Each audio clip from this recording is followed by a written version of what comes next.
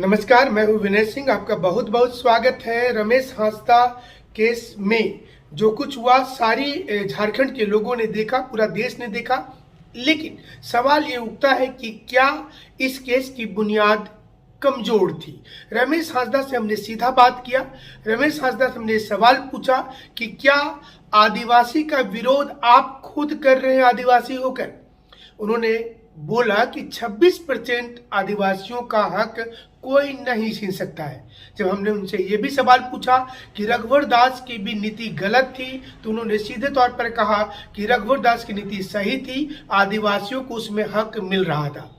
तमाम सवाल उनसे पूछा गया और बहुत तीखे सवाल का भी उन्होंने उत्तर दिया और उन्होंने बताया कि कैसे हेमंत सोरेन सबसे बड़ी दुश्मन आदिवासियों की है और वह इस प्रकार का मार्केट में एक मार्केट हाइप करना चाहती है, यानी कि वो बाजारीकरण कर रहे हैं।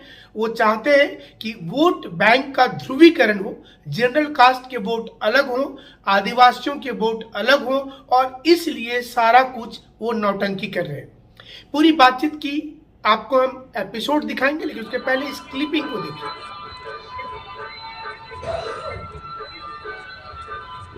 क्या झारखंड में केवल आदिवासी बसते हैं क्या? मैं आपसे सवाल करना चाहता हूँ, कितने परसेंट यहाँ आदिवासी रहते हैं?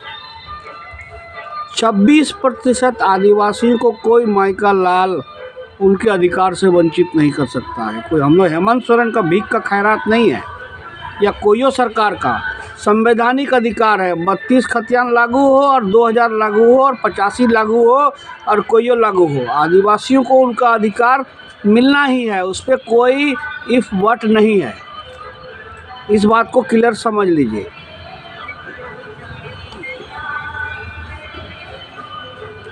देखिए, 32 का खतियान तो मेरा भी नहीं, यहाँ तो हमारे कोल्हान में 64 का खतियान हम लोग के पास है।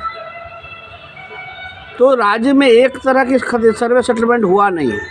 ये बहुत अराजकता की स्थिति बनेगी और ये केवल और केवल वोट की पॉलिटिक्स को लेकर के हेमंत जी इस तरह का नौटंकी कर रहे हैं। और खुद हेमंत सोरेन ने कहा है, मेरी बात नहीं, हेमंत सोरेन ने विधानसभा में कहा है कि खतियान आधारित नियोजन नीति नहीं बन सकती है।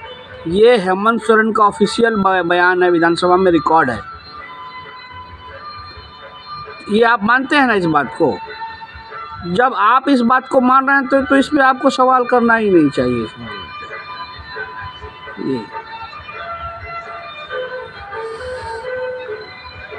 रघुवर दास की सरकार ने जो कानून बनाया था वो बहुत सटीक था। यदि हेमंत सोरेन की गवर्नमेंट उस पे स्टैंड करती तो हम लोग कोर्ट में आराम से पार हो जाते, क्योंकि शेड्यूल एरिया का मामला था। हेमंत सोरेन ने पहले ही बिट्रे कर लिया था। उन्होंने पहले ही वो बोल दिया कि ये राज्य सरकार ने गलत बनाया। वो अपने खुद मान लिए, तो खुद मान लिए तो गवर्नमेंट हाई कोर्ट ने जजमेंट दे दिया।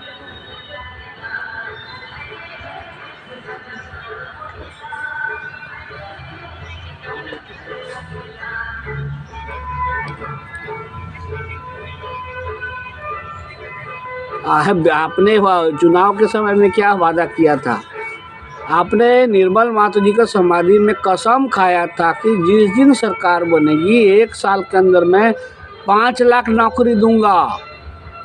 हेमंत सोरेन जी का आज भी अखबार का कतरन वायरल होते रहता है, ज़रा देखिएगा और हेमंत सोरेन जी से पूछिएगा कि आपने तो 1 साल में 5 लाख नौकरी देने का वादा किया था। तो जब आप वादा किए थे तो जनता पूछेगी। झूठ की राजनीति कीजिएगा तो जनता सवाल करेगी ही यार। वो सवाल आज हेमंत सोरेन जी कटघरे में खड़े हैं।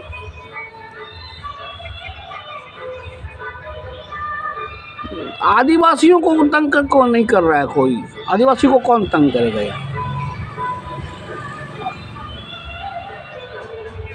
किनको?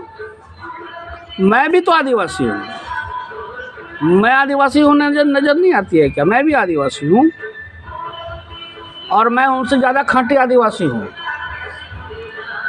इसलिए कि हम लोग जो बोलते हैं वो करते हैं। और हेमंत सोरेन जी जो भी बोला है आज तक राजनीतिक स्टैंड में, वो हेमंत सोरेन कभी खड़ा नहीं उतरा है। हमेशा डायलेमा की स्थिति रहा है, जिस वजह से आज उसकी स्थिति है। आज भ्रष्टाचार के आकंठ में डूबा हेमंत सोरेन जी से पूछिए कि आपका पीए अभी तक आपने वो जो जेल में है पंकज मिश्रा उनको अभी तक आपने क्यों नहीं निष्कासित किए।